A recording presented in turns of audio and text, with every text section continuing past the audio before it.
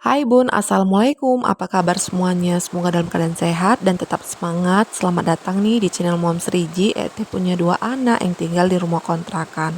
Tidak terasa teman-teman, sekarang udah mau akhir bulan Juli. Dan gimana kesehatan finansial? Udah amankah atau tinggal menunggu untuk ke bulan Agustus?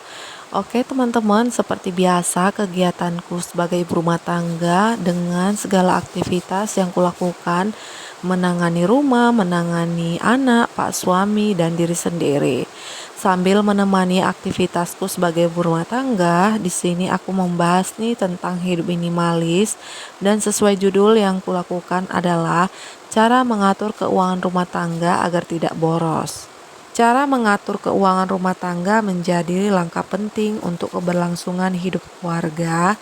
Hal ini karena pengelolaan keuangan berdampak pada pemenuhan kebutuhan pokok untuk keluarga dalam kehidupan sehari-hari. Mungkin ada beberapa teman yang udah berkeluarga tetapi belum punya anak dan itu dampaknya belum terasa, dan untuk yang berkeluarga dan mempunyai anak itu udah kelihatan untuk dampak keuangan karena kebutuhan udah bertambah. Apalagi berpenghasilan kecil, gaji pas-pasan, hanya mengandalkan satu orang saja, dan si istri tidak bisa bekerja karena hanya mengurus anak. Tetapi karena kita sebagai ibu rumah tangga mengatur keuangan dengan bijak dan pas, itu akan tercukupi. Termasuk dalam hal mengatur keuangan dibutuhkan juga kerjasama yang baik antara pasangan suami istri. Dan sampai terjadi kesalahan seperti over budget tentu akan memberikan dampak yang cukup fatal. Dan lebih dari itu, kesalahan pengelola keuangan juga bisa menimbulkan masalah keharmonisan dalam pasangan suami istri. Misalnya terjadi kesalahan dalam keuangan, kita mempunyai hasrat keegoisan sendiri dan tidak ada berunding berdiskusi. Jadi itu membuat kita jadi ketidakharmonisan dalam pasangan, mengakibatkan kesehatan finansial kita jadi buruk. Langkah pertama yang bisa kita lakukan adalah mengatur keuangan, menentukan tujuan dan prioritas. Tujuan yang kita tentukan, kita bisa mewujudkan keinginan kita dalam 1 bulan ini ataupun tahun ini.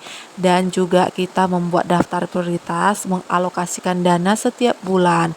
Contoh kebutuhan yang bisa kita menjadi prioritas utama yaitu kebutuhan pokok untuk membayar tagihan listrik dan air, membeli bahan makanan, mingguan ataupun bulanan, serta transportasi.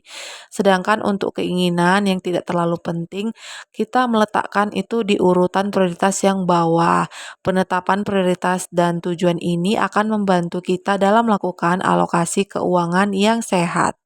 Selanjutnya, cara mengatur keuangan rumah tangga yang efektif yang bisa kita terapkan yaitu untuk menghitung semua pemasukan selama 1 bulan ataupun sesuaikan pendapatan dengan pemasukan atau bulanan ataupun mingguan.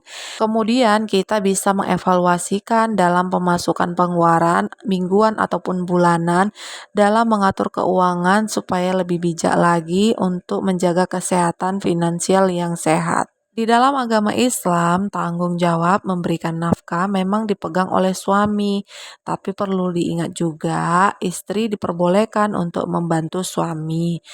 Dan jika kedua pihak, baik istri dan suami, pasangan bekerja, jumlah semua pemasukan yang didapat termasuk gaji, insentif, dan pemasukan lainnya, itu dibutuhkan sikap saling terbuka terhadap pasangan sehingga lebih jelas.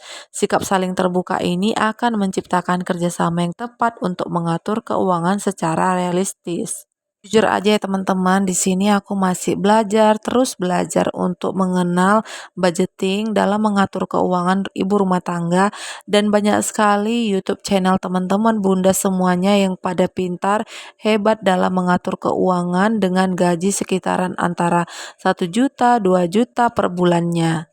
Kemudian setelah menghitung semua pemasukan dan kebutuhan prioritas ataupun tujuan, kita bisa membuat daftar pengeluaran selama 1 bulan ataupun 1 minggu untuk menyesuaikan pendapatan yang masuk. Pengeluaran bisa dimasukkan dalam list sekunder ataupun tersier yang seperti biaya makan, biaya transportasi, belanja mingguan ataupun belanja bulanan, bayar sewa ataupun cicilan rumah. Dan kita bisa mencatat untuk keinginan pribadi, tabungan, sedekah rutin, zakat, dan lain-lainnya. Membuat daftar pengeluaran ini bisa digunakan untuk memperkirakan budget yang harus dikeluarkan untuk kebutuhan bulanan ataupun mingguan. Atau juga teman-teman bisa menggunakan metode budgeting untuk memudahkan pengelola keuangan.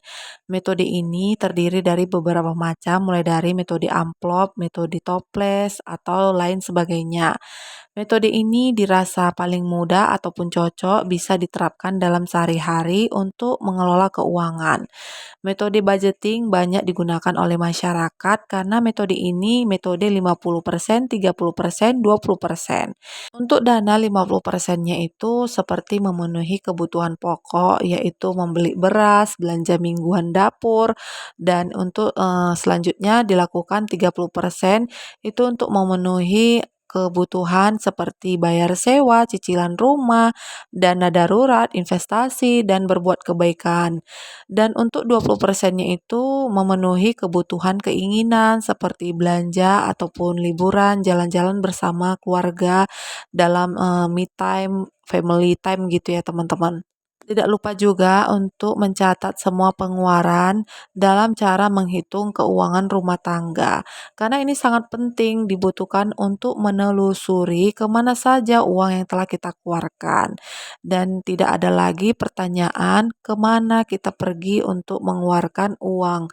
Dan selain itu, catatan ini membantu untuk mengetahui kisaran pengeluaran harian, mingguan, ataupun bulanan. Sudah terbiasa mencatat pengeluaran, kita bisa melakukan perencanaan anggaran dalam jangka panjang.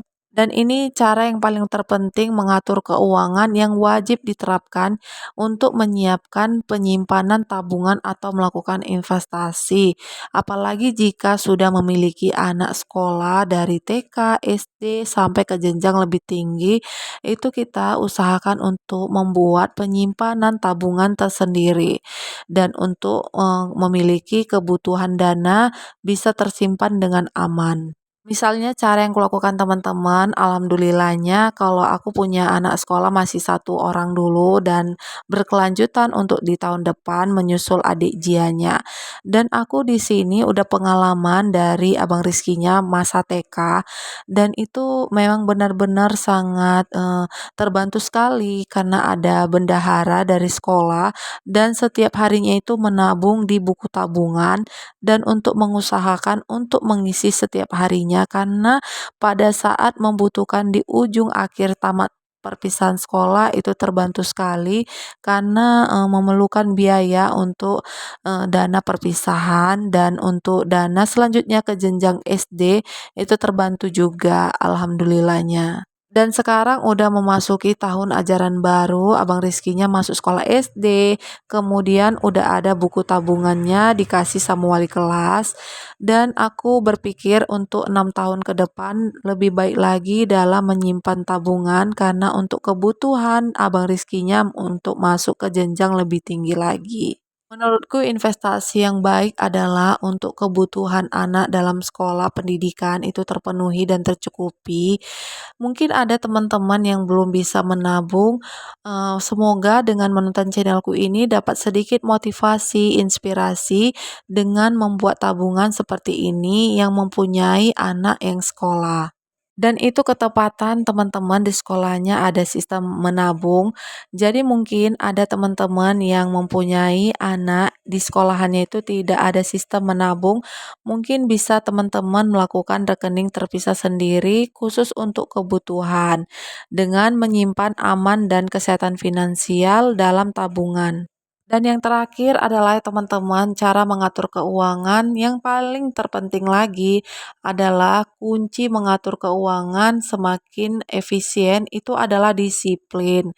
Untuk mengusahakan berkomitmen dan disiplin dalam menjalankan rencana keuangan yang sudah disusun. Dengan begitu, prioritas akan tetap menjadi prioritas yang harus diutamakan terlebih dahulu, sedangkan kebutuhan lain termasuk menabung, investasi, dan bersedekah tetap bisa terpenuhi. Oke lah teman-teman, itu dia untuk beberapa cara mengatur keuangan ibu rumah tangga agar tidak boros. Dan bagi teman-teman yang menemukan channelku ini dengan menonton channelku ini, semoga ada sedikit manfaat yang bisa didapatkan. Oke teman-teman, aku sampai lupa untuk menyapa sahabat onlineku. Aku ucapkan terima kasih yang udah menonton dari awal hingga akhir.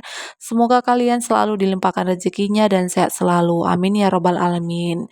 Dan tidak terasa juga aktivitasku sekarang udah mencupir, cuci piring kotor setelah masak.